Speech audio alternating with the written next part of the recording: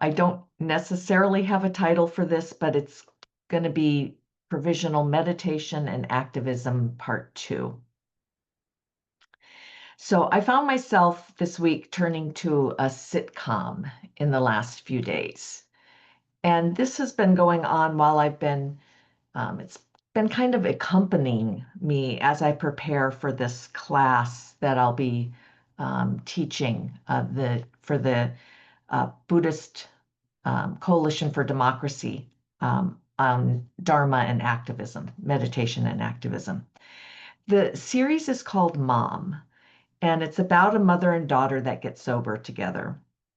And the whole premise is women dealing with addiction, recovery, strained relationships, shame, loss.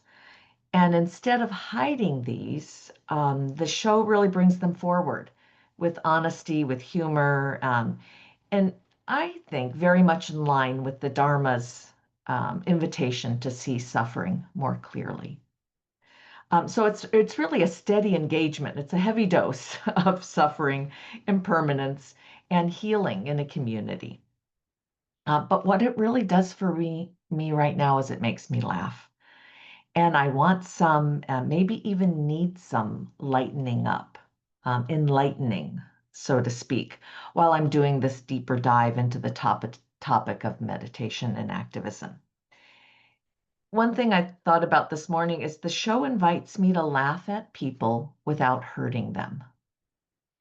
And maybe this is my version of All in the Family. You know, my parents grew up in an era where you made fun of people for the way they looked, for what they said, for the way they walked, for what they wore. And it wasn't until later in my life that I really could see some of the fear and the fears and the views behind this. Most recently, I've heard it explained as never showing your weakness, or you'll be the target for the next joke. So I couldn't hide what I think of now as my vulnerabilities or even my weaknesses, which I've come to see as strengths, sources of strength, or um, directions of dukkha that have been transformed or are in process of transforming. Um, and besides that, much of this joking was about things that people can't change or can't change easily. You know, your body, your accent, um, the way you move, your skin color. So I was just much too sensitive for this, though I tried it and it's part of my inheritance. It's something that got passed down in the family and I can't just erase it. But the way I did it was rarely funny, more often sad. But I did learn some kind of quippy comebacks. Um, and I can see them now as like a defensive strategy. And this is really what rears its head in my family dynamics now, is I often have these kind of quippy comebacks. And as I was thinking about it this morning, I thought, oh, that was really one of the larger conditions of what led me to leave home as a younger person seeking a spiritual life.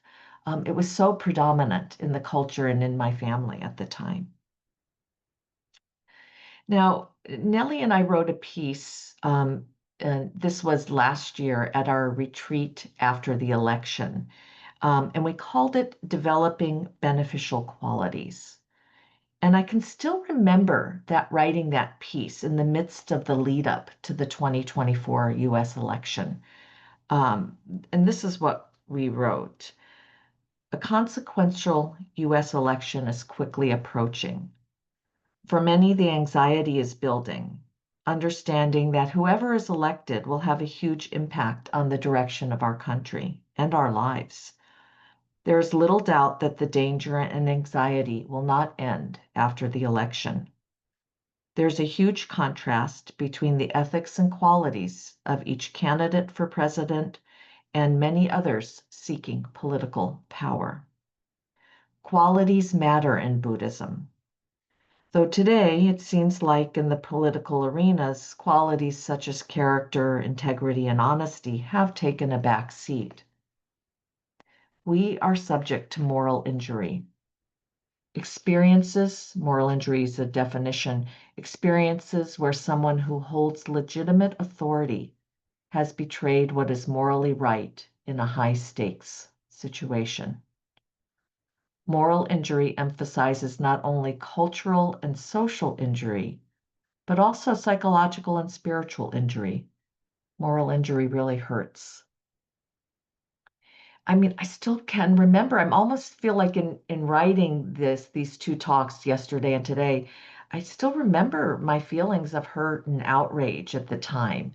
And they're compounded by my hurt and outrage of this time, 8 months later. And I can see in my life that we live in multiple worlds on the same planet. Yet, curiously enough, most of the worlds do have in common this Buddhist theme: promote the qualities we value and demote the qualities we don't. And I can see this that many of us, even in the larger we, have different values and different qualities are revered. So, for example, the MAGA movement, as I see it, values loyalty, patriotism, resilience, toughness, and action. And you can see there's some overlaps there in our Buddhist list, in our list of qualities. Yet they can look very different depending on different conditions. So today I'm adding in a quality to the list, the quality of lightening up or enlightening. And in a local class here in LA, I've been pairing reflective meditation with Tai Chi. And at our September meeting just last week, one of the participants, she dragged her cousin to the group, and he was one of the only guys, and you could tell he really wanted to be there.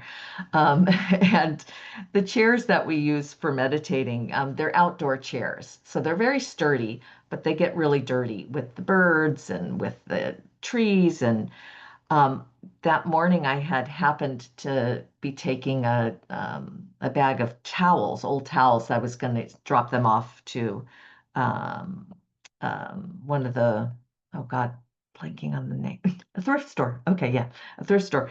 And I thought, oh, why don't I do like the Karate Kid, wax on, wax off, and have everybody use a towel to wipe off their chair before we get started. And I'll use that as the warm-up exercise. I thought this was a great idea.